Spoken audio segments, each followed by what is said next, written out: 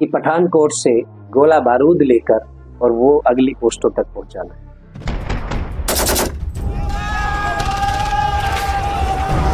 98 में पहली बार राजपथ पे मुझे परेड करने का मौका मिला। हम लोग लाहौल स्पीति के रास्ते से गोला बारूद लेकर जा रहे थे।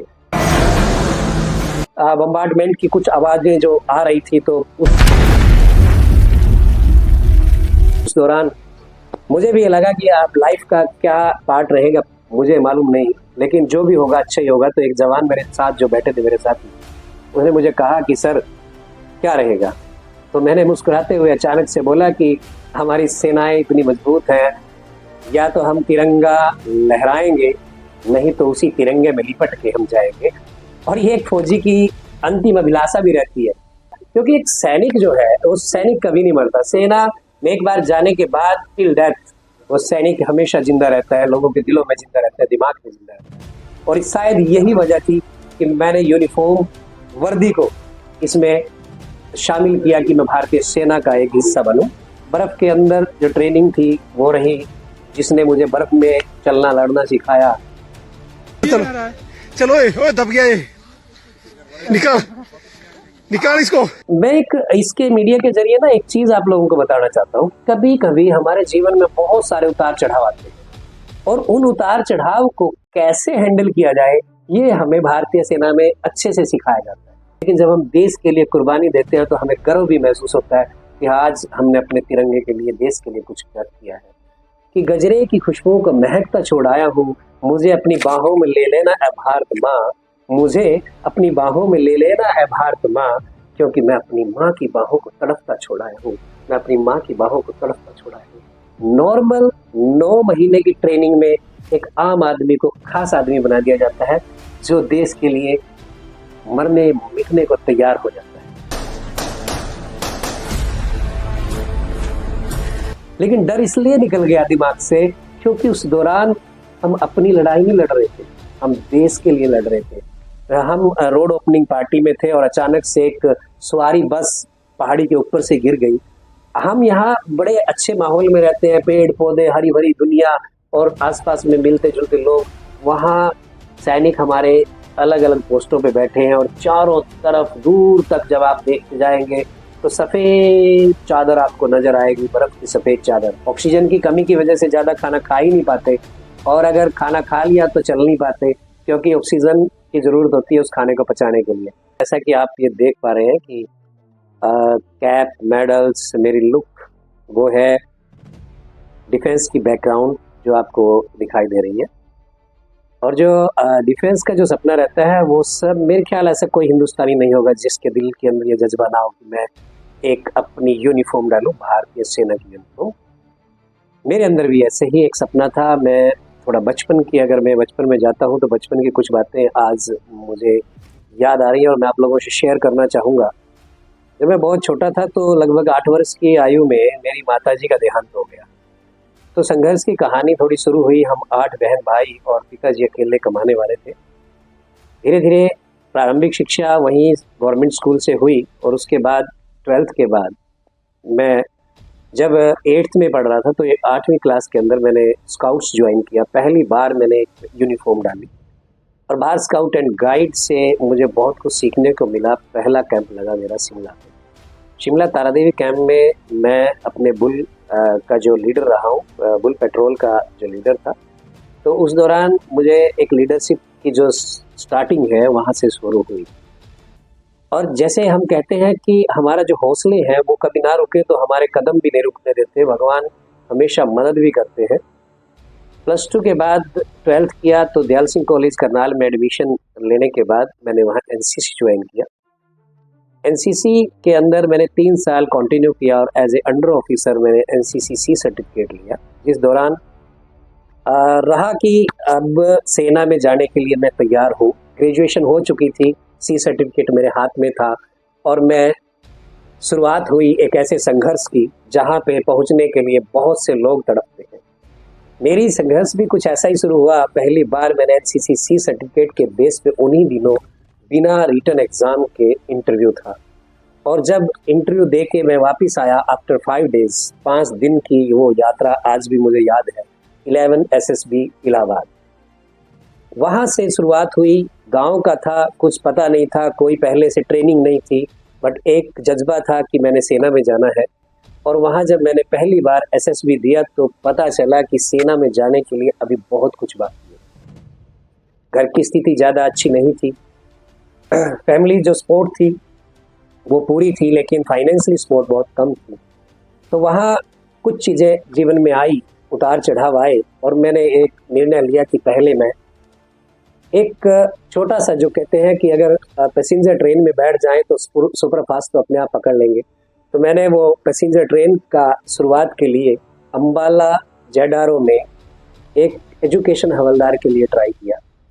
उन दिनों उसके लिए जो संस्कृत जरूरी थी और मेरे पास ग्रेजुएशन में संस्कृत नहीं थी, तो वहाँ मैं ज़्यादा अच्छा नहीं कर पाया।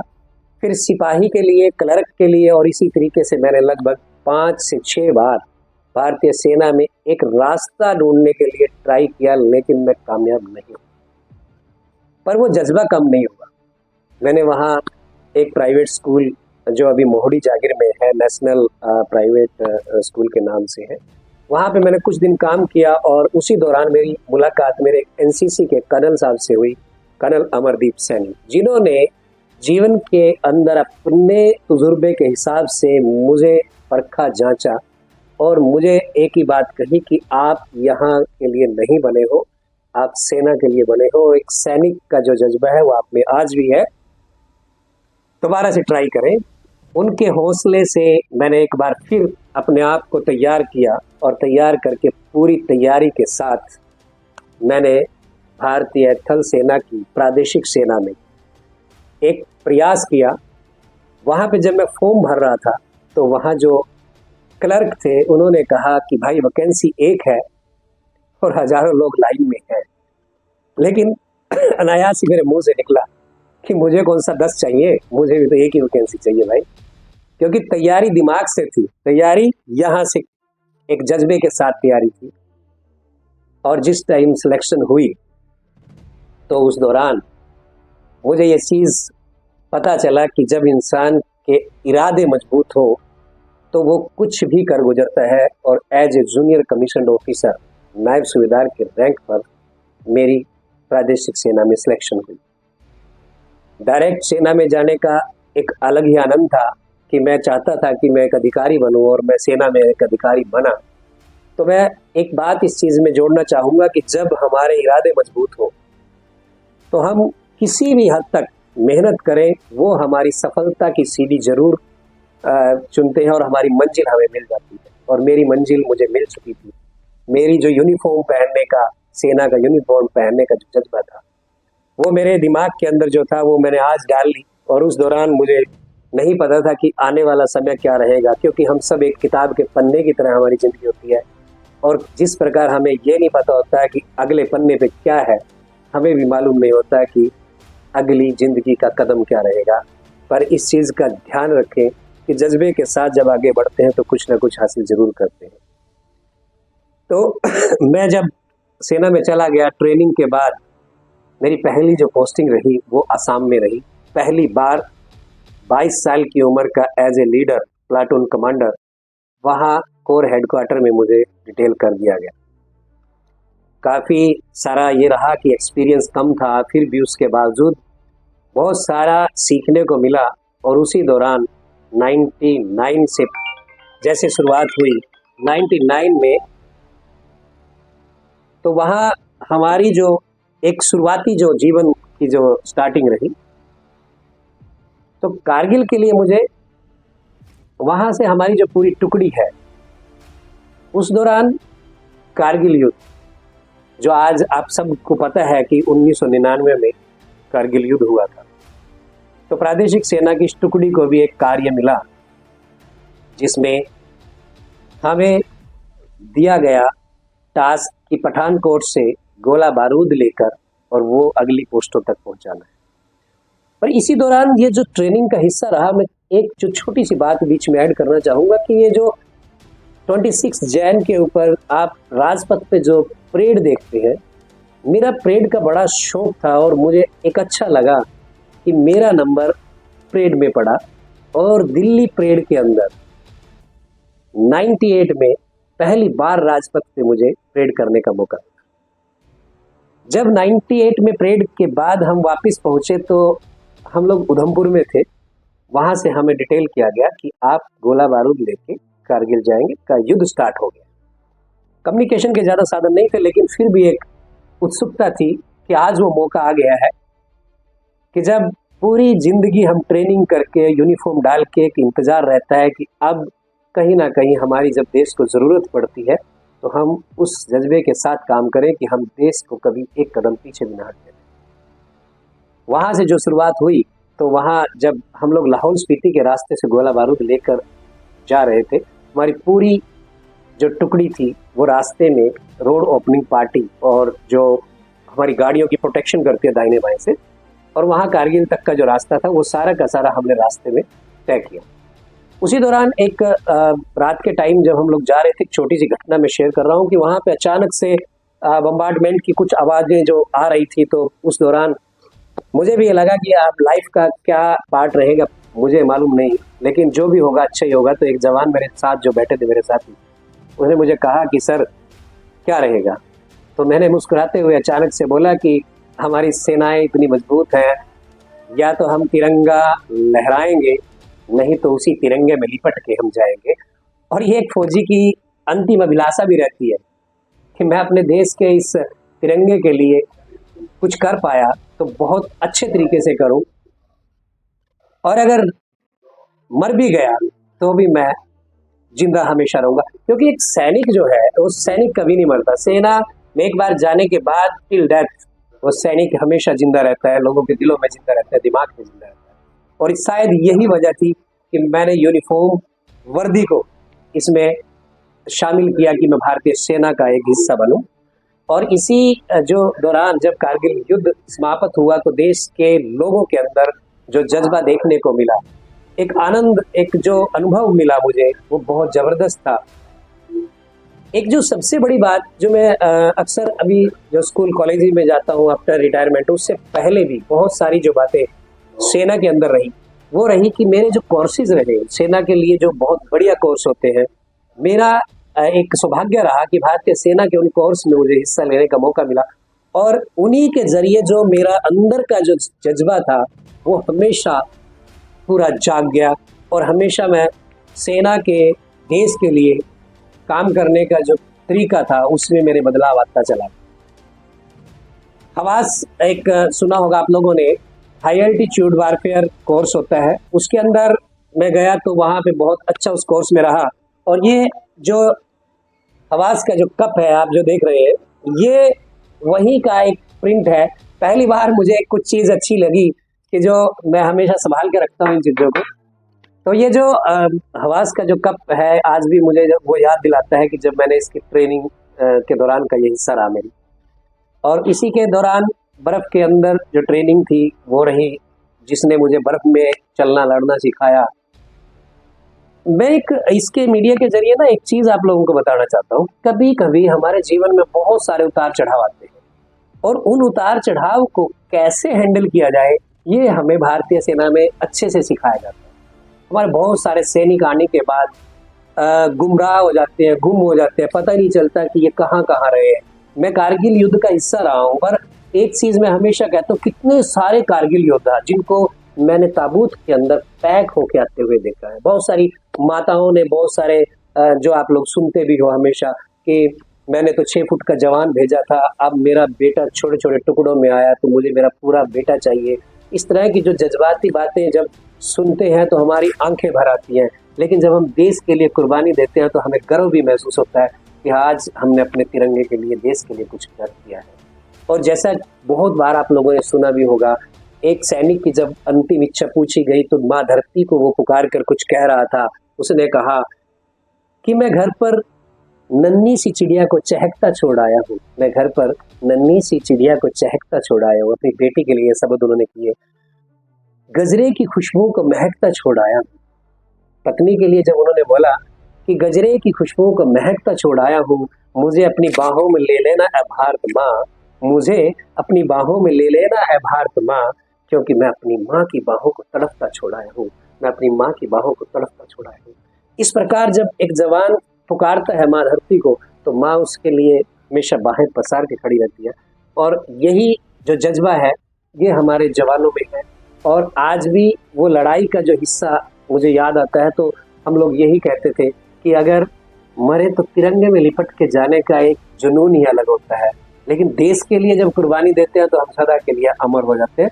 और सबसे जो जरूरी चीज है इसके अंदर वो है खुद के प्रति ईमानदार है, ऑनेस्टी। सेना के अंदर ये सब पहले सिखाया जाता है। डिसिप्लिन जो बहुत जरूरी है, ऑनेस्टी, डिसिप्लिन, और उसके अलावा बहुत सारी जो चीजें वहाँ सिखाई जाती हैं वो है एक नॉर्मल 9 महीने की ट्रेनिंग में एक आम आदमी को खास आदमी बना दिया जाता है, जो देश के लिए मरने मिटने को तैयार हो जाता है, इस तिरंगे के लिए सब कुछ कुर्बान करने को तैयार हो जाता है। किसी ने मुझे एक सवाल किया कि सर जब आप सेना में थे तो कभी आपको डर नहीं लगा?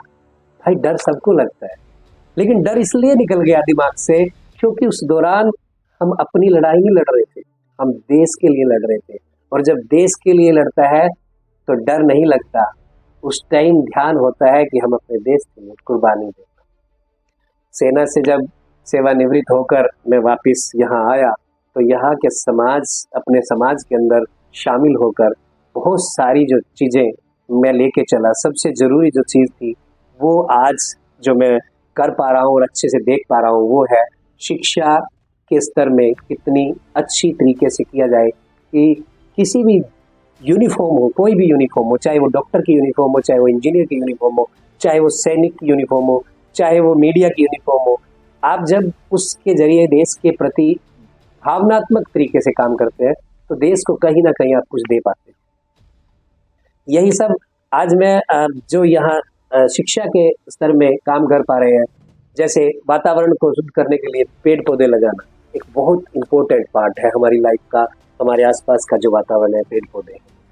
दूसरा है कि जो बच्चे अभी छोटे हैं उन बच्चों को शिक्षा के स्तर को ऊंचा लेके जाने के लिए उनको मोबाइल फ़ोन से दूर करके आध्यात्मिकता की तरफ भी थोड़ा ध्यान देना।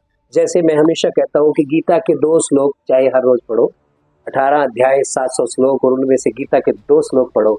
हमारे जितने सैनिक हैं, सरदार भगत सिंह जेल के अंदर भी गीता पढ़ते थे, उन्होंने खुद अपनी हिस्ट्री में लिखा हुआ है। और कितने ही ऐसे जो हमारे वीर जांबाज रहे हैं जिन्होंने हमेशा जिक्र किया है इस बात का।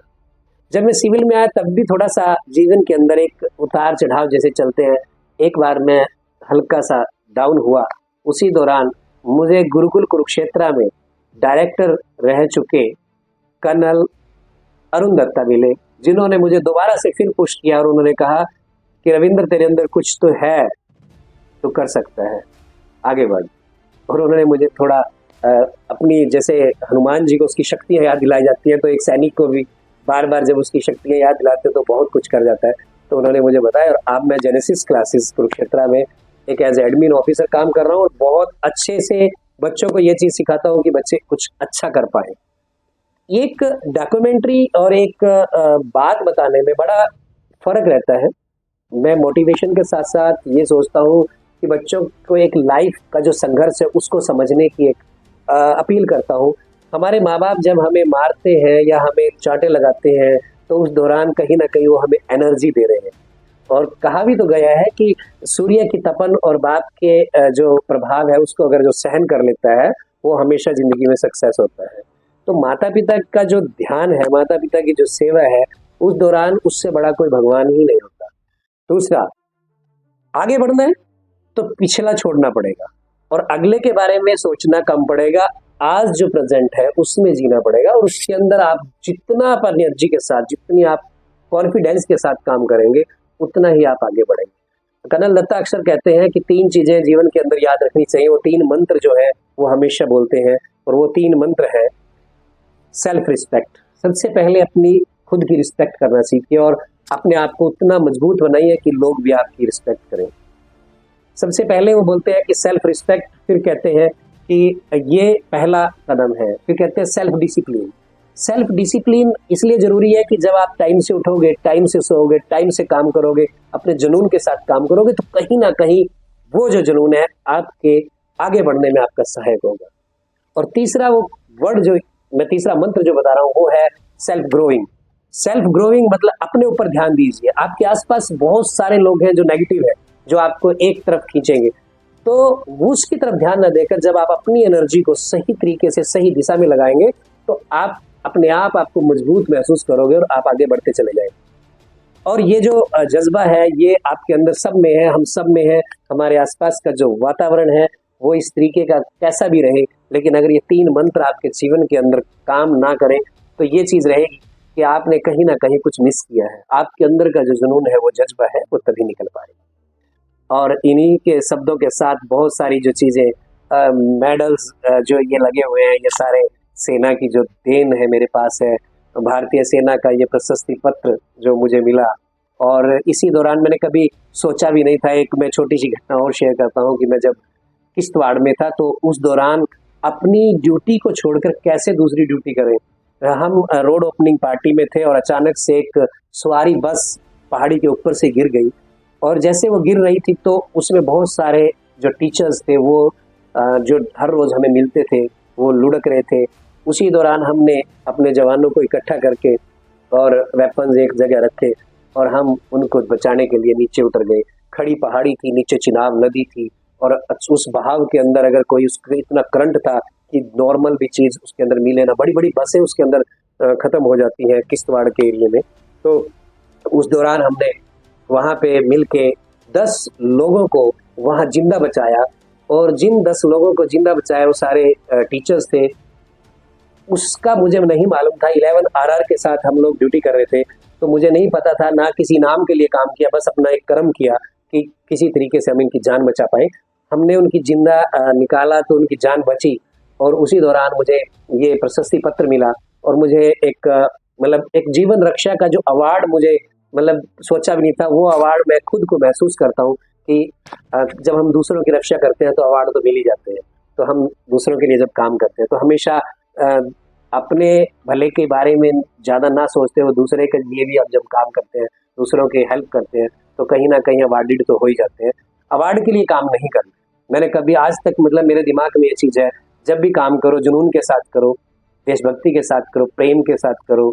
लेकिन अवार्ड के लिए अगर आप काम कर रहे हो, आपके माइंड के अंदर ये चीज़ आ रही है, तो अवार्ड के लिए काम करना मतलब दूसरे को धोखा देना और खुद को धोखा देना। एक छोटी सी घटना और शेयर करता हूँ कि जब हम हाई एल्टीट्यूड में थे तो उस दौरान जनरली क्या होता है कि प्रादेशिक सेना को हाई एल्टी में नहीं भेजते, लेकिन मैं क्योंकि आरआर के साथ हमारी टुकड़ी थी तो हम लोग ऊपर तक गए, और वहाँ पे कुछ दिन मुझे जो रहने का मौका मिला तो वहाँ की सिचुएशन बहुत ज़बरदस्त है। हम यहाँ बड़े अच्छे माहौल में रहते हैं, पेड़ पौधे, हरी भरी दुनिया और आसपास में मिलते जुलते लोग। वहाँ सैनिक हमारे अलग अलग पोस्टों पे बैठे हैं, और चारों तरफ दूर तक जब आप देखते जाएंगे तो सफ़ेद चादर आपको नजर आएगी, बर्फ की सफ़ेद चादर। उसके अलावा आसपास में कोई कुछ पेड़ पौधा कुछ भी नजर नहीं आता। वहाँ की जीवन शैली इस तरीके की है। और उस दौरान में हमारे जवान वहाँ पे भी हम लोग खूब मतलब मस्ती करते हैं। जो इग्नू बने होते हैं उसके अंदर हम लोग टेंट में रहते हैं और हल्की गर्मी रहती है। जो हमारा खाना होता है वो वह पहले से पका हुआ होता है, गर्म उबलते पानी के अंदर हम लोग वो रखते हैं, और थोड़ा हल्का सा खाने के बाद ही एनर्जी काफ़ी टाइम तक रहती है। मतलब उस दौरान की जो फीलिंग है वो इस तरीके की है कि अगर हम सोचें कि खाना खाए बगैर रह सकते हैं, तो मैं ये कहता हूँ कि हमारे सैनिक हमेशा ही रहते हैं। कई कई दिन तक वो 1-2 काजू खाकर, थोड़ा सा खाना खाकर भी चलते हैं। ऑक्सीजन की कमी की वजह से ज़्यादा खाना खा ही नहीं पाते, और अगर खाना खा लिया तो चल नहीं पाते, क्योंकि ऑक्सीजन की ज़रूरत होती है उस खाने को पचाने के लिए। तो वो एक अलग ही माहौल है, और वहाँ जिंदा रहने का सबसे आसान तरीका है कि हमेशा खुश रहते हैं, मेडिटेशन करते हैं, एक दूसरे के साथ हंसी ठहाटे लगाते हैं। और कई बार ये भी हुआ है मेरे साथ कि हम घर को भी भूल जाते हैं। उस देश के उस एरिया के अंदर हमें सिर्फ वो सीमाएं याद रहती हैं, घर वगैरह, और ये जो यहाँ का माहौल है ये हमारे दिमाग में भी नहीं होता। और यही सेना का सबसे बड़ा हमारा जो पॉजिटिव पॉइंट है कि हमारी सेनाएं जज्बे के साथ काम करती हैं और हमेशा लग जाती हैं। जीवन की कुछ घटनाएं ऐसी भी होती हैं जब जीवन के अंदर परिवार को भी बहुत सेक्रीफाइस करना पड़ता है। एक सैनिक परिवार, वहाँ एक सैनिक जब सेना के उस मुकाम पे होता है कि वो वहाँ ड्यूटी कर रहा होता है, तो यहाँ पे उसका जो परिवार है वो भी तो उससे भी ज़्यादा उस चीज़ को सहन करते हुए ड्यूटी करता है, लेकिन उनके चेहरे पे कभी सिकुड़न तक नहीं आती। और ऐसा मेरे परिवार में भी हुआ। जब मेरी ये लड़की देखी जा रही थी तो पापा ने कहा कि भाई एक लड़की यहाँ पे है, पास के ही गांव कुरुक्षेत्र के पास, तो वहाँ पे एक बार देख लो। तो मैंने कहा पापा जो भी आप सिलेक्शन होगी, आपकी अच्छी सिलेक्शन होगी। बोली नहीं, फिर भी एक बार मिल ले।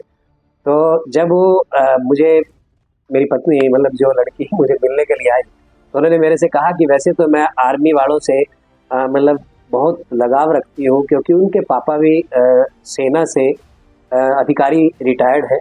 और पर फिर भी उनके दिल में कहीं ना कहीं डर था कि इन्फेंट्री बटालियन में या फौज के अंदर अगर हैं तो मुझे भी मेरी माँ की तरह ही, उन्होंने माँ को देखा था कि वो किस तरह अकेले महीनों अकेले जीवन व्यतीत करती थी। तो कहीं ना कहीं वो डर था उनके दिल में। और उन्होंने मुझे ये सवाल किया कि मुझे सब अच्छा लगता है और सेना, एक सैनिक से शादी भी मतलब करना चाहती हूँ, लेकिन मुझे ये डर लगता है कि फिर वही जीवन मैं भी जीऊँ जो मेरी घर पे मैंने माहौल को देखा है। तो मैंने उनसे एक ही बात कही कि अगर देश के एक फौजी से प्यार करते हैं या फौजी से शादी करना चाहते हैं, यूनिफॉर्म से प्यार करते हैं, तो आप इस चीज़ को लेके चलिए, डिसीजन आपके हाथ में। तो उन्होंने कहा ठीक है, कोई बात नहीं, मैं इस चीज़ को सेक्रीफाइस भी करूँगी और हमेशा रहूँगी भी। और लेकिन मुझे एक फ़क्र भी होगा कि मैं भारतीय सेना के एक सैनिक की एक मतलब उस हिस्से का मैं रही हूँ, और मैंने भी मेरे देश के लिए कुछ ना कुछ तो त्याग किया है। तो मैं तैयार हूँ। और इस तरीके से जब मेरी शादी हुई और शादी के बाद बच्चे हुए, तो कई बार मुझे ये लगा कि जब हम लोग छुट्टी आते थे तो 3 से 4 महीने बाद जब छुट्टी आते तो बच्चे 2-4 इंच बड़े हुए मिलते थे और हमें मालूम ही नहीं चला कि बच्चे कब बड़े हो गए। तो ये जो सैक्रिफाइस है, ये सिर्फ एक सैनिक कर सकता है कि उसको अपने परिवार में अपने बच्चों से वो प्यार मिल ही नहीं पाता या अपने बच्चों को प्यार दे ही नहीं पाता। और किसी ने वो कहा भी तो है कि बेटा ये जीवन तो मैंने माँ धरती के नाम कर दिए हैं, आपके हिस्से का प्यार मैं अगली बार दूंगा। तो ये एक सैनिक की हमेशा रहती है। कहीं ना कहीं भारतीय सेना में होना गर्व की बात भी है, और ये बहुत सारे जो सेक्रीफाइस उन्हें करने पड़ते हैं ना, ये भी काबिले तारीफ रहते हैं। और अंत में बहुत सी बातें रही, बहुत कुछ हमने बताया, लेकिन आज भी मैं एक जज्बे के साथ हमेशा बोलता हूँ, ना तो बहुत सारा धन चाहिए, ना ही बहुत बड़ा घर चाहिए, अमनो चैन से भरा मेरा हिंदुस्तान चाहिए। जब तक जीऊँ अपने देश के लिए जीऊँ, जब तक जीऊँ इस तिरंगे के लिए जीऊँ, और जब मरूँ तो मुझे भी तिरंगा कफन चाहिए, मुझे भी तिरंगा कफन चाहिए। जय हिंद, जय भारत।